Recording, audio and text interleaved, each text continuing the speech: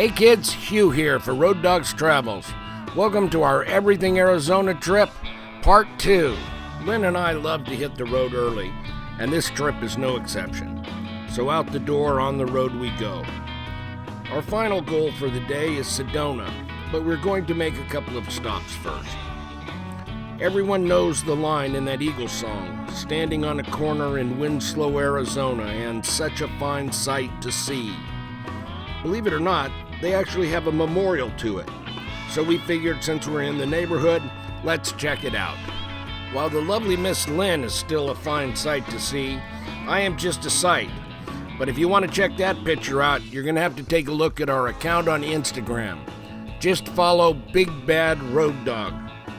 You know, it's a good thing they have this memorial here in Winslow, because as far as I could see, that memorial and the two gift stores around it is all that Winslow has. After spending a few minutes here in Winslow, we turned around and headed back towards Flagstaff. Along the way, we decided to make a stop at the Meteor crater. Located between Winslow and Flagstaff and only a few miles off the main road, the folks running this place claim it to be the best preserved meteor crater in the world. We have all seen it in movies and TV, and while it is only the second biggest hole we have seen this week, it is still an impressive sight. Formed around 50,000 years ago, it is a mile across and 550 feet deep. It has a great visitor center, walking paths, and viewpoints. And it also has a gift shop and fast food options. Well worth the time. After taking it all in, it was time to head towards Sedona. You get there by taking Highway 89A off of Highway 17. This 18-mile scenic drive always makes the best lists anytime any travel magazine or TV show decides to make one. It is a beautiful drive with much to see. It has several turnoffs and places to stop. Some are seasonal, and all have limited parking. During the summer tourist season, it is tough to find some place to park. Just remember, take your time and enjoy this beautiful scenic drive. When you exit the canyon into Sedona, you instantly realize why this is a world-class destination. The beauty of this place brings people from all parts of the globe, and they come here not only for the endless photo opportunities, but outdoor activities like hiking and four-wheeling as well. Whatever the reason, Sedona is one beautiful place. We checked into the hotel and then found us a good spot for some photos and a time-lapse sunset. You can see this on the Sunrises Sunsets feature at roaddogs.com. After the sun had gone down, we headed for dinner at the airport restaurant. The airport in Sedona is very unique, and its location on top of a mesa in the middle of town gives it some fantastic spots to shoot pictures, and that is where we decided to return to the next morning. The next morning, we got back to the viewpoint in time to shoot a time-lapse sunrise, but the types of clouds drifting around diffused the light of the sunrise just enough to be disappointing. Still beautiful, but not spectacular. In spite of the lighting, we were still able to get some beautiful pictures before we hit the road again, with the old mining town of Jerome the goal of the day. We had breakfast in Cottonwood and just took our time driving to Jerome.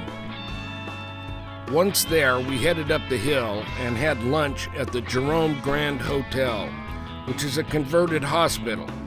Its restaurant is called The Asylum, and the food was fantastic. We were staying at the Mile High Inn and had a little time before check-in, so we went to the Mine Museum and learned all about this unique little town. Jerome, Arizona is an old-time copper mining town founded in the late 1870s and was once actually the fourth largest town in the Arizona Territory.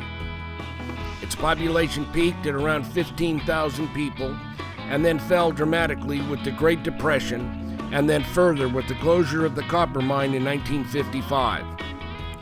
The population was down to around 100 people in the 60s, but somehow Jerome rebuilt itself into a thriving tourist venue based on its ghost town reputation and now has a population of around 450 people. It is built on the side of Cleopatra Hill and has incredible views of the Verde Valley. You can even see Sedona off in the distance some 26 miles away. The main historic area has several places to eat, drink, and shoot pool. The shops here are all unique, and this little town is a great place for an overnight. While we were there, we learned there was another ghost town to see 1 mile north of Jerome. The town of Haines, Arizona was a small community of miners built around the Gold King mine. Originally, the mine was a 1,200-foot deep hole looking for copper. While that failed, no one complained when they did find gold. Today it is a tourist trap that is well worth the time and money. It is a walkthrough of several acres of old mining buildings, vehicles, mining tools, and equipment. While many would look at this place and dismiss it as junk, I found it very interesting, and I was both fascinated and horrified. Fascinated by the quantity of things to look at, horrified at the number of historic vehicles sitting exposed to the elements, rusting. There are some beautiful vehicles here. After spending some time at the Gold King mine, we went back to Jerome for dinner, a few drinks, and a good night's sleep. So there you have it, part 2 of our Everything Arizona trip. I hope you enjoyed it and will join us for part 3, where we'll head off to Phoenix and explore Arcosanti, Cosanti, and Taliesin.